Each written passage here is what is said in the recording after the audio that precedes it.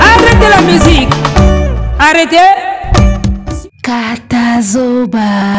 Epeo, big up la famille, Mbote, bonjour, bonsoir, nous vous saluons, vous qui nous regardez en ce net moment, que ce soit sur Tangawisi TV ou sur Boalwood TV, eh bien, nous vous saluons. Nous, c'est Katazoba, la chronique Intello, toujours animée par Eagle Woman, celle qu'on appelle autrement la maman des aiglons. Nous revenons avec un nouveau numéro et ça nous fait plaisir de partager ce moment de bonheur avec vous, ce moment d'analyse, et ça la rabisso bien, et nous espérons que le plaisir est aussi partagé. On est ensemble, il n'y a pas de souci. Arrêtez la musique. Arrêtez quoi? On l'appelle Ferré Gola, Papa Hervé pour les intimes et le padre aussi pour les siens. Alors l'artiste a été honoré, il a été l'invité pour animer une grande soirée privée à l'honneur de l'anniversaire de ce grand monsieur du groupe Lydia qui a totalisé ses 70 ans. Eh bien, 70 ans, ça se fête. Alors, pour agrémenter la soirée, pour être bien dans cette soirée, il avait pensé à un artiste qui a la voix. Il avait pensé à un artiste qui sait le faire. Il a pensé à Ferré Gola, donc Char des Poules, pour cette soirée d'anniversaire. Il a répondu présent, comme d'habitude. Na équipe naye, ba kendaki, ba sali balance, ba répéter, ba agrémenter soirée. Tomoni otomoni ndenge leka kiwana, bat bavandi, bien sapé, bien parfumé, bazolia, bazomela, artiste pekuna, asa koniatela bango, moi, lolaka, kandenge kendaka na cadre kaka. Oyo lobelaka kaka, artiste mabe. Oyo lobelaka kaka, artiste makambo mabe. Soki tomoni ya malamu pe, en tout cas, ekozala bien, tolobaka pe, soki tomoni, makambo ya malamu. Boya ofinga suna ba commentaire, to boya kofinga te, awa tozolo basiko makambo ya malamu. En tout cas, on a vu la soirée, na ba image kandenge salami, ba fête d'anniversaire, ba 70 ans, et voilà, artiste ayemba ki équipe na ye, ayembi kandenge kendaka. Et ce qui a marqué beaucoup plus la salle, Izalaki lorsqu'il a chanté la chanson Regarde-moi. Et cette chanson, hein, à la manière lyrique symphonique, qui a été produite par Graal Entertainment à un moment. Et cette chanson qui a fait parler les médias, cette chanson qui avait fait parler, hein, à l'époque où on a, et l'Obisaka vraiment, même la télévision ivoirienne, on parlait de cette chanson Regarde-moi, qui est censé être l'un des chefs-d'œuvre de l'artiste Ferré Gola. Nzembo Oyo et yemba mana ba style ya opéra. Nzembo Oyo et bima mwa mukie na bizaleli Oyo ba congolais ba mesana koyoka rumba normal, odemba normal, tchacho normal, tokos normal, afro-congo normal, afrobeat normal, ndombolo normal, charanga soki nini normal. Donc regarde-moi ezaki nzembo et bima ki mwa muke na registre et yango pe salaki succès ya nzembo yango. Le fait ka ya kozala eloko moko à part rumba eloko moko à part et pesaki pena makambo nango. En tout cas oya koboya regarde-moi et lobisaki batu ba sepelaki nango makambo et pesaki pena makambo na époque nango tango ebimaki. Même s'il y a eu des problèmes après, hein, bah retirer la chaîne, après yé kozonga, on ne sait pas pourquoi. Makambo ya artiste mingi toye bakate le pourquoi, on ne nous dit jamais le pourquoi au fait. Même ça kabito te le pourquoi, mon aka chaîne eloko li mon chaîne, eloko ezongi, toye bakate le pourquoi. Après chaîne est perd de la vue, après voilà, ça n'a pas fait beaucoup de vues comme ça devrait le faire, mais nous retenons que cette chanson Regarde-moi de Ferré Gola a été une belle expérience, d'abord pour lui l'artiste et puis pour la musique Nabiso. En tout cas ça, on le reconnaît. Arrêtez la musique. Arrêtez quoi? Alors cette chanson Regarde-moi, bah place mingi oyo to remarqué artiste Kendara Kobeta En tout cas, ezala nzembo batu bazelaka moi trop, nzembo batu basengaka pe moi trop. Esengeli yo basengaka nzembo oyo mingi so tali bien. Ndenge nga na remarka na constata basenga yango batala yango kaka soka osala yango bien. Place minga kenda ko beta okaka regarde-moi, beta regarde-moi. Balinga siko ba vivre en live. Eloko oyo performance oyo asala na studio ba vivre en live. Misuba omona batala soka obeta yango kaka ndenge wana, soka okoka yango ka lisusu. Donc basenga nzembo wana mingi par challenge, mais aussi parce que c'est censé être une belle chanson. En tout cas, regarde-moi, c'est censé être une belle chanson parmi les belles chansons et artistes. Mais, il y a toujours un mais. Mais, eloko boma nzembo oyo regarde-moi. Soko tali bien, izalaka addiction. Côté wana pena bolimbisanga, côté wana tozoyo kanaka ate.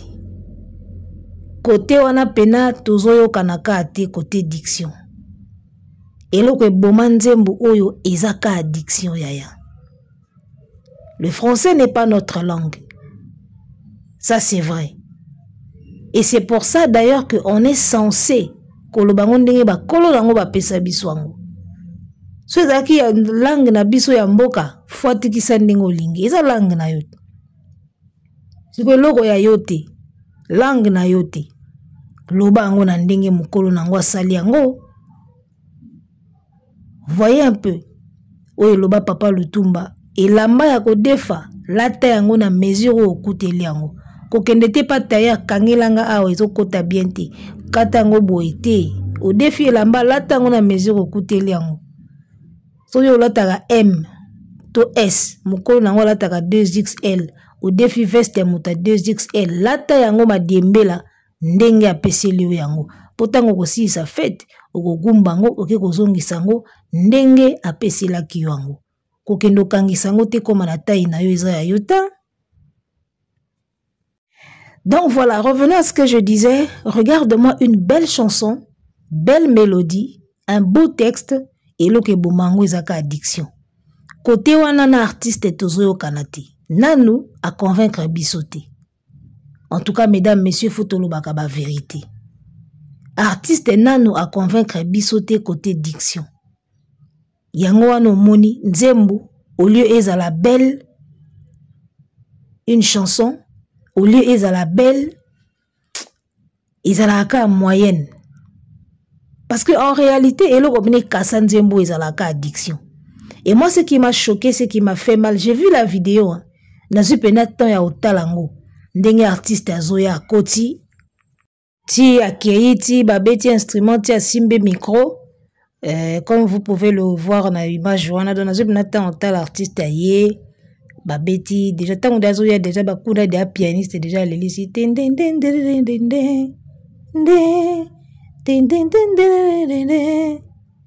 voyez la zuita ya kotalango. Alors et là qu'on a remarqué zanini, comme je disais là que boman nzembo regarde-moi ezaka addiction ya artiste. Et eloko pe bomaka banzembu mingi oyo artiste atiaka volonté pour yemba na français, même si aboya kango avant, mais seuls les imbéciles ne changent pas. Comme ils ne s'estiment pas aza imbécile te, yango a changé nae akoma koyemba pe na français. Mais eloko ezo boma tozo remarqué ezaka addiction. J'ai remarqué une chose, plus les années passent, plus artistes azo perdre confiance ya nzembo ango, plus les années passent, plus artistes aza kobunga ka maloba nzembo ango.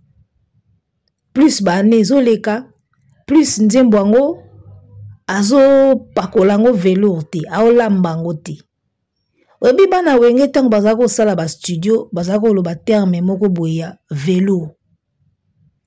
J'espère que biso tout ozaka na internet awa tomona vidéo moko oyo wera na studio bazo coacher pa bana nae héritier Céléo Flamme Kapaya webi vidéo wana o batu balobaki ye muta forma ba musicien to ba musicien de ba forma kai webi vidéo wana matoi pasi makelele leki pourquoi toujours kisha samboka bisengo pourquoi toujours nga mwana mawa bapekisaka yo kaka koyo kaka bato pote maloba na bango ezongaka partout que je sois nalembi nzembo parce que c'est la partie où bazali ko enregistrer na studio. Alors tant que vous avez enregistré c'est le wazobi c'est prise ya nzembo na ngai yembango bien pardon oui rasko tuni na yembango ndenge nini héritier abi président OK no bien mais moi velours kaka pakolaka moi velours omoni tango wera bandeli boye ba senti que moi velours ekoti bagangi ba sepeli boye bi studio vidéo wana ou ya partie à studio. Par là je veux dire quoi bana wenge bazaka na ba velours mo ba pakola na banzembo c'est-à-dire que eloko ko yembango tout droit mais yoko ke tout droit te sakana nango lamba ngo ekota mo elengi mo boye yango bango babenga a velours omoni nako pesa exemple neti ndeni tozwa kaka extrait o héritier yemba nandimi nanga bapimelanga bolingo kasi bapesa ngayo yo nde kikumu nanga nalata yo na loketo ceinture love nanga omoni o yembi yango simple mais tala sikoyo so wata sikoyo alinga latisa yango velours nandimi nanga bapimelanga bokonzi kasi bapesa ngayo yo nde kikumu nanga nalata yo na loketo ceinture love nanga yo nde portable nanga omoni velours nde ekota na nzembo. Ça y a une manière ya oyembaka tout droit na une manière ko latisa nzembo elengi oyogumbango otengamisi yango obendi yango olokende kamba mo tout droit obenda yango esali neti mo mulai. Donc bino boyebi biloko wana ngala ko expliquer bino yango te en tant que bana wengi. Bref, c'est que moi j'ai remarqué que na nzembo tango fera yemba yango ezanga a velours. Il y a une expression balobaka que une œuvre d'art ne finit pas. L'artiste ba ebiango. Œuvre ici la raté. Œuvre ba améliora ngo toujours. Même ba spectacle to salaka. Ba spectacle ici la raté. O ko présenter on a Brazza ndenge moko boy. Mokolo ke présenter on a Burundi. O ko présenter on pe ndenge moko boy. Ça dit que œuvre balamba ngo kaka ba relamba kango kaka. C'est pour ça que je remarque avec cette chanson Regarde-moi, artiste alamba ngo te. Izala ndeka ndinga yemba ngo ndeka ikindaka. Alors que nzembo soko zo umela nango, ozo mesana nango, fo bando kotsa yeba velours et puis fo bando lamba ngo. Alors na ebité soki langue nde posaka problème. Parce que banzembo ya mangala ya nini balamba ngo bien bakenda nango na ba velours. Yo na ye nalingaka yo. Mon amour place batuti pili pili miswe. Tambola kana ekenge noki pinzole tanga ye mangaya ye tobatela bolingo na biso mangaya ye poni David ezali ya nzambe manga omona ke muta okotsa velours parce que comme siko na Regarde-moi velours ezala te. Donc plus les années passent plus artiste a perdaka confiance soka zoyemba nzemba o senti que ana confiance nango te o senti que il n'a pas la chanson en main. Tu vois, que tu l'as en main, quoi. Ou tu l'as sur la peau. Il n'a pas encore cette chanson sur la peau. Moi, je pense que c'est la langue qui fait défaut. Kozanga koyeba langue ndezo salaki, nzembo ezala tout droit bongo. Sinon, alingaka bando pesango de ba velours nango. Plus les années passent, plus abungaka maloba, plus les années passent, plus asalaka les mêmes fautes kana kati ya nzembo yango. Abandango kaka sentiment d'inachevé erwananga na lobaka euta wapi sentiment d'inachevé ils na erta le mot inachevé ce qui n'est pas achevé ce qui n'est pas fini et le mot etikala esilate neti bandako ba chantier fini te wana bandako esilate wana mutabandi otonga mais après abandonné ils ala bongo sentiment d'inachevé. Artiste abandango kaka sentiment d'inachevé et puis erwane yo kana kaka.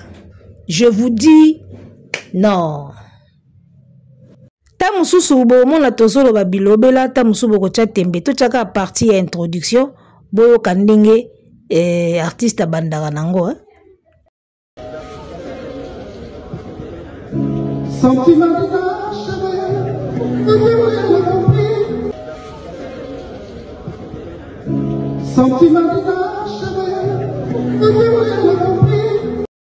Voilà, mato ya salama pour la koyoka, j'espère que toyoki o bana mato ya bien bayoki. Bata tembe na bata hein, ba redouter kaka.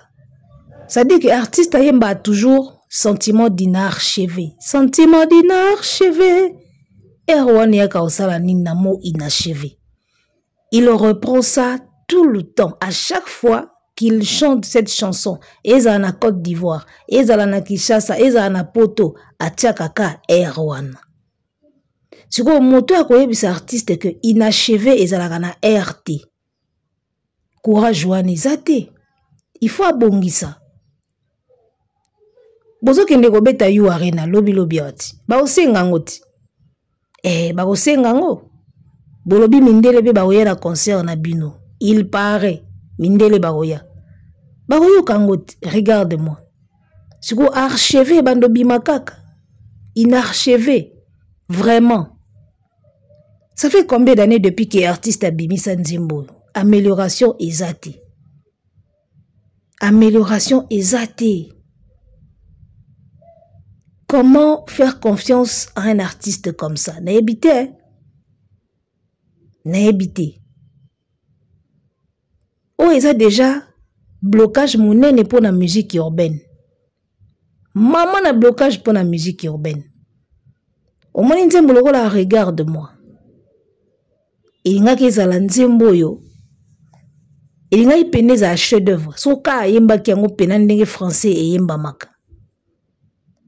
Texte eza kitoko, mélodie eza kitoko, eloke bomango ka diction. Omoni soki mutaza na diction ya bien te, azoko ka ko prononcer ba mot bien te. On aura du mal à comprendre le texte.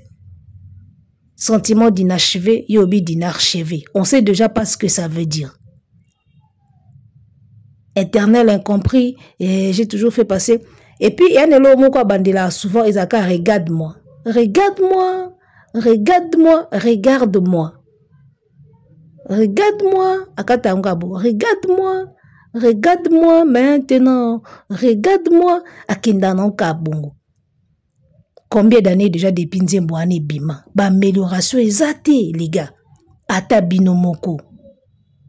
Et Ranando Bolino, vous soutenir artiste oyo pendant des années, Nzembuka moko yemba ya français, ti lelo akoka ko corriger ba faute te pour Nzembo kende bien. Au moins jour à corriger ka ba faute wana, boyo ke lenge Nzembo ani ko changer.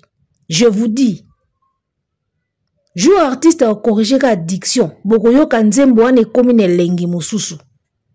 Parce que diction est sa compréhension à texte. Faut le comprendre le texte na mayele na yo bo bato baza mayele te siko. Po biso totanga moi papier on connaît papier de blanc. Papier de blanc là on connaît un peu. Biso totanga moi papier na bi que so mutalobi sentiment d'inachevé et ça inachevé. Ngana yebiango. Soki mutalobi les place ni alba. Rien n'est simple non. Ama am sœur ti lelo artiste albaka ama am sœur ama. Ama, am sœur. Ceux qui ont habité, au comprendre que ça, amant, am sœur. Il faut y avoir français pour comprendre que ça, amant, am sœur, nous sommes liés. Amant, mon âme sœur, nous sommes liés. Koboma diction et ça koboma sens yanzembo. Moutouma comprendre le sens yanzembo te. Cette chanson-là pouvait lui rapporter beaucoup, pouvait lui attirer des fans, il y a ma communauté mosusu. Mais le kola bayemba yoka a bien te. Une belle chanson, mais ça part en vrille parce que mon kolo nango, moi, ba difficulté à vous prononcer. Alors moi, je demanderais à des personnes, ba kwado et artistes. Bon, ça la effort, ce qui a yembi nzembo moko ya français, bo bimsaka ba lyrics. En tout cas, bon ça l'effort, bo bimsaka lyrics nango pour aider bat ba comprendre de quoi il parle. Parce que ba faute wana. En tout cas, ils ont bon ça batu makambo. Nga avana mesana nango. Na sala vidéo moko boy kala na chaîne nanga kala na oyemba regarde moi. Na yemba ngo pena ba faute. Avant, on a se concentrer sur la chanson, on a le canal ba texte eza nini, na yemba na ba faute. Na yemba na ba faute de bando kanisa makamu. Surtout on a eu fan ce qu'on a dit ah, mais ils allaient rendre boit. Tu côté ama amser wana. Ama amser. Oh, après on a eu fan na bio, ils allaient ama amser. Tu vois que ça embrouille. Au moins ça nous embrouille. Pour ça la fort bobi misaka ba lyrics, ceux qui artistes azoyemba nzemba français pour aider rabatu. Ils ont le rôle là. Nzembo yo ya kangamiso. Business à la télé. Non, non, je suis pas fêlé. Ainsi, fan. Les petites marionnettes. Nzemboana sur le bomango diction. Diction et boman Nzemboana. C'était une belle chanson. J'aimais bien la chanson là. Et là, on a l'ingana sous ma bangote.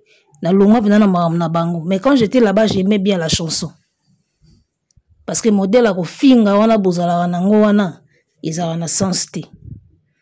Et l'homme n'a longa na makam na bango. Avant j'aimais la chanson, mais l'élo ça ne me dit plus rien. Omoni, nzembo wana marionnette. Et l'autre bomango sous les addictions. Business à la télé. Non, non, je suis pas fêlé, non. Business à la télé. Non, non, je suis pas fêlé. Danse demain c'est férié et puis oublie tous les fêlés. Mais au moins en addiction ma bé, na rythme ba ponaki, et autres tout en até. Omoni, rythme wana, eza bien pour la moto a yebi, aza l'addiction a bien. A koki ko prononcer bien, on s'adapte à rythme. C'est-à-dire que ozo landa rythme, même temps ozo prononcer peu bien. Si ko loko la moto a un problème d'addiction, na rythme na onde ke ndambang mbang, ça fout tout en l'air, je vous dis. Ça fout tout en l'air, c'est le bordel. Il y a un moni en matière de musique urbaine. En tout cas, surtout tu fais na fali et carré aux ala kaka. Déjà diction est au bomo. Blocage noir libosona no eza diction yaya. Tu ne peux pas vendre na communauté mususu nzembo ya français mal chanté en français. Na habité so keza logique. Boye bisa bisonal. Pisa no ba vina na ba commentaire. Tu ne peux pas vendre à une autre communauté balobaka français des chansons où ils a chanté à un français ndengwana. Ils a logique té. On a écouté likamba kisi té, o simba kisi, o lia moto, o kata kingo, kuneza kututé. Ils a likambu ya réalité. Sokozo envisager communauté française ba wesh ya poto bando yo ka bando lando. Tu ne peux pas les vendre banzemo oh yo yembi déjà na français ya bien té. Bazo comprendre diction té. Ils ont kende bien té. Non, ils ont zanga feeling et ils ont zanga sensibilité. Pourquoi? Parce que tu ne mets pas diction logo les athées ampe moyen vanda na nzembo ezate. C'est ça, ya logo moluba te azo yemba nzembo chiluba. A okota penate. Mais yemo ko moluba soka azu ya bi benake aweza jibu, aweza majabu, aweza njibu esoki nibu esoki nini. Donc a revendre sango bien. Ke oyo yebi pena langue te. C'est ça. Et le grand travail que l'artiste doit faire, ils en ont nos côtés à langue. Moi je trouve ça bizarre. Boyaka bofinga kabatu, bosamboyaka na TV, alors que le plus grand travail, il faut bosser là sur l'homme, ils ont côté diction. Na kosa binote diction, ils ont clé et qu'on fungolele bilo mususu. Et qu'on fungolele bilo mususu. Les gars, si vous pensez pena que artiste na bino ala censé à ça la musique urbaine ndenge fali a yemba kaba je suis juste une simple zuniwana mon peu un peu beaucoup oya dans ma vie je veux un homme. On se fâche tous les soirs, ta jalousie me prend en otage, tu surveilles mes va-et-vient. On a fallu là yana kamoura na bad. Faut que l'on arrête ça, t'es parano et maniaque, tu te fais des films, tu te trompes sur moi. Faut que tout soit comme avant, mais on peut plus se parler. Nalingio, suppliqué, n'écoute pas les on dit. Nalingio, tu le sais, c'est mon seul alibi. Ozo kamon on bali azo maniola le poto nengeza. On comprend facilement le texte. Alors si vous pensez vraiment que Ferré est censé chanter, banzembo ya français loko la fali. En tout cas, travailler sur sa diction. Sinon, bosa le loté. Sinon, bosa la et l'autre côté. Sinon, bon, ça, les côté, les gars. Comment voulez-vous vendre dans la communauté française, banzembouna français, ou baron bazo comprendre de tesso et l'accinine? C'est de l'utopie, les gars. Prenez votre temps. Le plus grand travail que l'artiste est censé faire sur lui, c'est de travailler dans le dictionnaire. Mais au moins, lui, il n'est pas là-bas. Lui, il est dans la salle, il se fallait au bétail, puis au bétango. Boya mobondo. Tokola qui savent que tous les cabas, on est belé. Olo la qui savent que tu peux améliorer ton français, l'artiste. Fais-nous voir que tu peux améliorer ça. La qui savent que tu peux améliorer ta diction. Parce que, t'as là, réussite, il y a un français et vandika na diction. Magie moussou ezate, les gars. Magie ezate. Quand Fally chante en français, ozo yo kaba phrase na ba mot la re et loko mondengeza. C'est pas comme ça se fait ailleurs, les gars. Et puis musique yo ya rola ki sabatu. Et tikalika apana bino, wata beti scène musicale to monite sika to rola ki sabango, ba beti on espère rola ki sabango te bino boza toujours to resomba to rola ki sabango ki to le kaba on ebele. Faut to rola ki sabango ke faire la munene. Faut to les gars, bon la ki sabiso non que vous pouvez bien chanter en français. Sans koloba sentiment d'inarchevé, sans koloba ama am sœur au lieu de amant am sœur. Nazonge lisusu, secret. Il y a un français et ça addiction. So diction bongite, tu ne peux pas nous vendre des chansons comme ça. Au côté quand on après. On t'écoute, on a du mal à saisir les mots et les phrases et puis on va chanter ça. Toye manine. Mouta au répéter et l'autre à comprendre bien te. Soit tu y es comme zoba. Ndenga na début de bana ama am sœur, sans comprendre que ça amant am sœur. Ou alors on entraîner batunyo son dengoana. Cette histoire de français, on a défendu ça, on a soutenu ça. Quand j'étais là-bas, j'ai soutenu, j'ai défendu. Mais au fond de nous, on savait que c'est un problème qu'il faut régler, les gars. Qu'on ne se voile pas la face. Problème, il y a diction et artiste, c'est un problème qu'il faut régler. Connecting, et là que vend ça connecting et sa langue. Bato baye ba langue belé bazakana mo accès au kota mo bisike belé. Et facilitera mambo belé. Si vous avez connecting, ce n'est pas un problème. Si vous avez un français, améliorer quand même. Améliorer quand même. Pour vous français, il faut qu'on prononcer bien. Sans quoi, vous avez de quoi il s'agit. Ça, c'est la pure vérité, les gars. Nebi kebino bo supporter boite boya au fingawa, mais awa izaka chaîne ya veri hein. Awa benaka chaîne ya veri. Oh tamsu bino boko lobela ete awa oyoka ngoa. Voyez un peu, travailler dans nos dictions français et artistes. Une grande partie ya flop ya dynastie 1 o ezaki censé à la musique yo album urbain. Banzembo minga français na kati et bandi na on diction. Vous comprenez? Et bandi nan wana. Ma deuxième cerveau. Déjà ça ne se dit pas. Et ça va faute na kate banzembo. Rumba trap. Oh là là, oh là là. Les gars, tu reçois tant, hein? Prochainement na olobela, secret à musique urbaine. Ngana opé ba piste o ngana monaka parce que nous on écoute tout.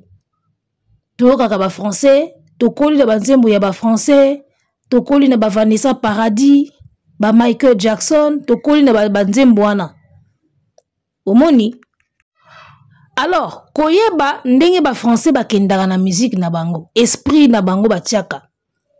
Et ça différent na un africain oya lingé yemba na français. Ba code de jeu zaka différent. On va parler de ça dans une prochaine émission parce que awa to ok déjà na ko chiter. To beta liso nango parce que ba artiste baza tenter. Oh baza tenter ba banda oyemba ka musique ya ba français ba ko taper na moi marché français et ça a toute une philosophie qu'il faut comprendre. Il y a philosophie mobimba et en tsakate et ça facilité ko sala banzembo ya français ou accrocher pe public mususu ou eza en dehors ya ba africain tout ba congolais ou zo pena mindele et ça facilité les gars omoni. Nzembo lokola regarde-moi, une belle chanson. Nzembo ane kokai vraiment ko marquer mité ma bato. Mais lokola eyembeli nzimwaka bato ba comprendre apena te eza nini au juste. Texte moko kitoko. Amant, âme sœur, nous nous sommes liés. Son innocence m'a redonné la légèreté. Dès mon adolescence passée, moi na ma mari, banakini baebi. Et je me suis peu à peu épris d'un ange qui ne venait pas des cieux. Je me suis épris d'un ange qui ne venait pas des cieux. Donc, ce qui veut dire que je me suis trompé, quoi. Je me suis trompé d'ange. Tu vois? Et un texte, il y a bien, mais, t'es là. Oyoka kingo zanga mayaka zanga kingo yango yaya. Yana mutu soka yemba kinzembo yo. Benga boka feeling mususu, benga boka makamusu na matoi, je vous le dis. Car je l'ai laissé se blottir contre moi. Je l'aurais protégé contre vents et marées. Tu m'as ébloui les yeux. Le froid me brûle.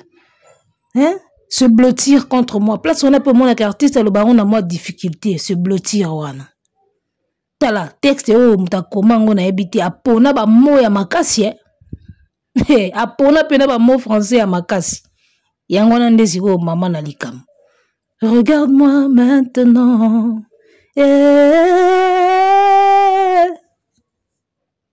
Ce matin s'annonce bien, les oiseaux chantent bien que tu sois parti. Et ton rire dans les nuages s'est envolé. Mais kakoti kelanga ndamboa souvenir.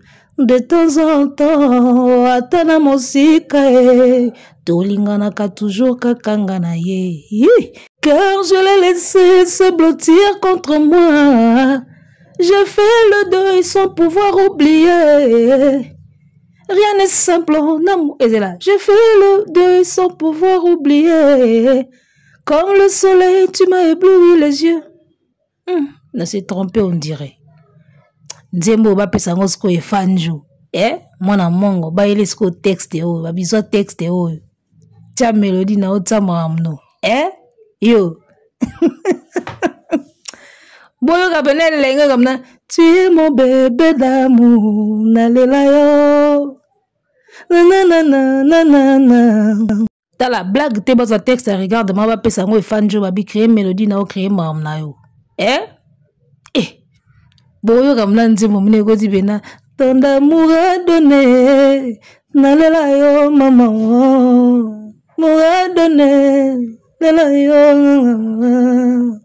bébé d'amour nalela yo c'est toi mon bébé d'amour nakraka yo tala e fanjo mélancolie et salagaï.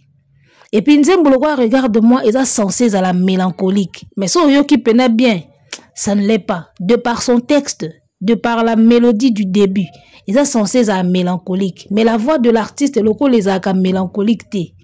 Le roi, il y a ganga à kak. Et le roi, on a fait beau machin. Et le roi, on a fait beau man Nzembo. Tala.